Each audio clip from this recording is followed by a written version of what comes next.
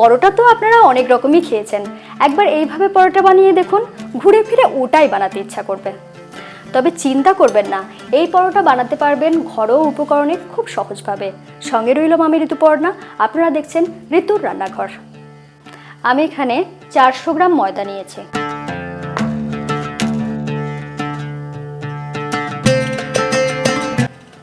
আপনারা আটা ময়দা মিশিয়েও ব্যবহার করতে পারেন কিংবা শুধু আটাতেও এটা বানাতে পারেন। দিয়ে দিচ্ছি স্বাদ মতো নুন। ময়নের জন্য দিয়ে দিচ্ছি ঘি 1 টেবিল চামচ।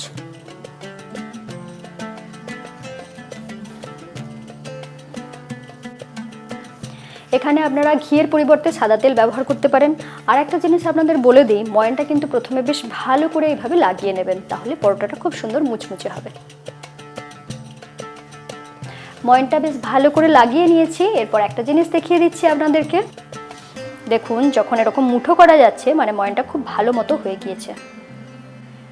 এই ময়দাটা আমি ঠান্ডা জলে মাখবো না, ঈষদ উষ্ণ গরম জল নিয়ে এসেছি, সেটা দিয়ে মাখবো।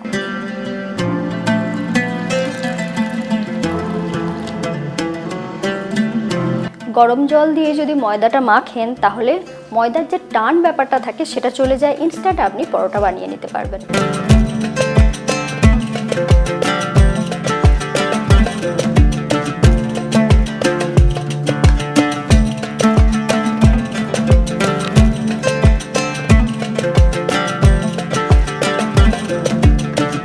এরপর ময়দাটাকে ঢাকা দিয়ে একটু রেস্টে রেখে দিচ্ছি।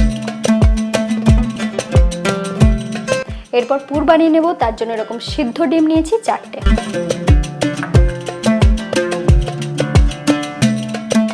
ডিমটাকে গ্রেট করে নেব। এরপরে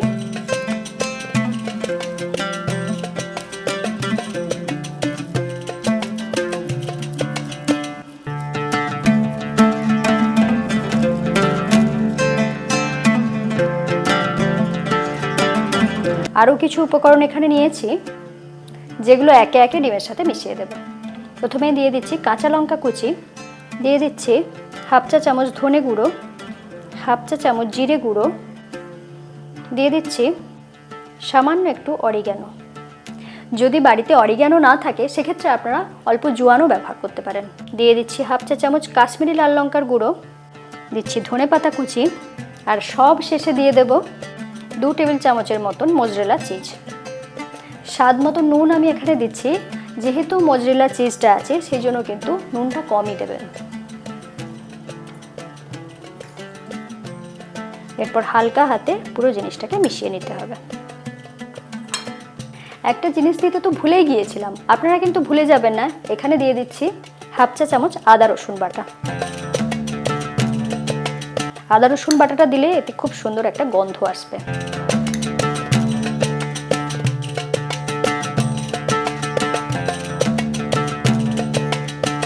এই যে পরোটাটা বানাচ্ছি, এটা কোনো সময় অবশ্যই একবার বানিয়ে দেখবেন, বাচ্চাদের ভীষণ ভালো লাগবে।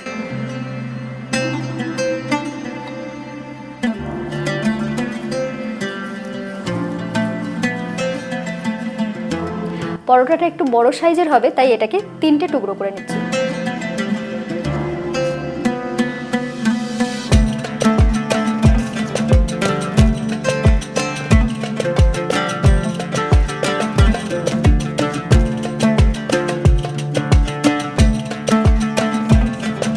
ভালো করে পাকিয়ে নিলাম, এরপর রেখে দিচ্ছি। এরপর পরোটার মধ্যে পুর ভরার জন্য একটা বাটি বানিয়ে নিচ্ছি।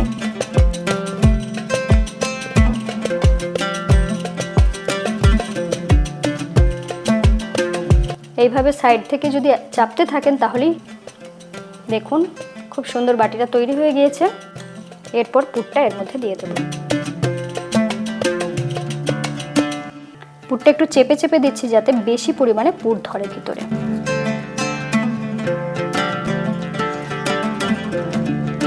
বেশ ভালো করে এটাকে প্রেস করে নিয়েছি। এরপর মুখের দিকটা বন্ধ করে নেব।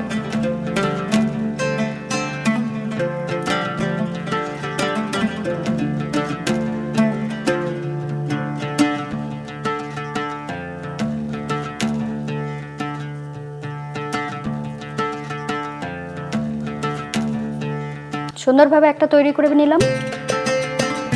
বেশ ভালো করে মুখগুলো বন্ধ করবেন। এইভাবে আর একটা বানিয়ে নিলাম।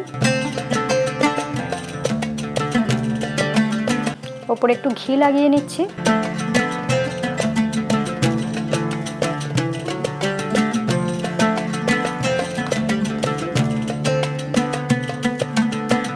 একটু হালকা হাতে বেলবেন, প্রথমেই যেন পুরটা বেরিয়ে না যায়। ধীরে ধীরে এইভাবে সব দিকটা সমান করে বেলে নিতে হবে।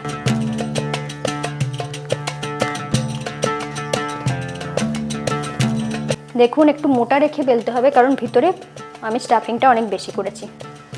দেখুন এইরকম মোটা রেখে বেলেছি।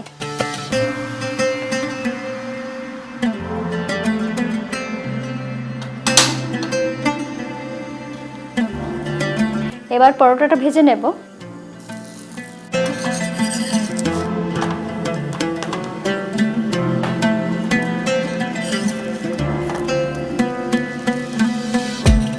পরোটা বানানোর সময় একটা জিনিস খেয়াল রাখবেন, পরোটাটাকে প্রথমে ভালো করে সেঁকে নেবেন, তারপর তেল দেবেন, তাহলে পরোটা খুব ভালো হয়।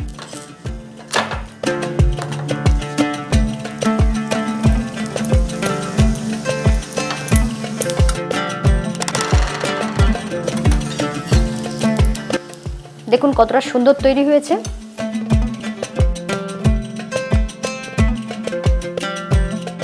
পরেরগুলো আস্তে আস্তে করে নেব।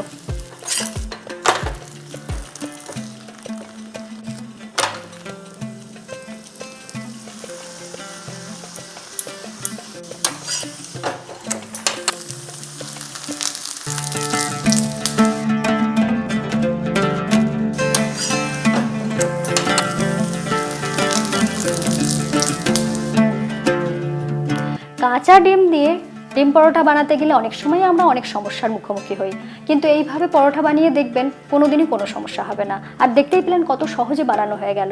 এইভাবে ডিম পরোটা নিশ্চয়ই আপনাদের বানাতে ইচ্ছা করছে। লিখে জানাতে ভুলবেন না। ভালো লাগলে চ্যানেলটা সাবস্ক্রাইব করে নেবেন, বেল আইকন প্রেস করে রাখুন। সকলে খুব ভালো থাকুন। আবার দেখা হচ্ছে এরকমই নতুন এপিসোডের সাথে। 3টে পরোটাই বানিয়ে নিলাম, এরপর কেটে দেখানোর পালা। এরপরে আপনাদেরকে কেটে দেখাচ্ছি পুরটা কতটা সুন্দরভাবে ছড়িয়ে রয়েছে।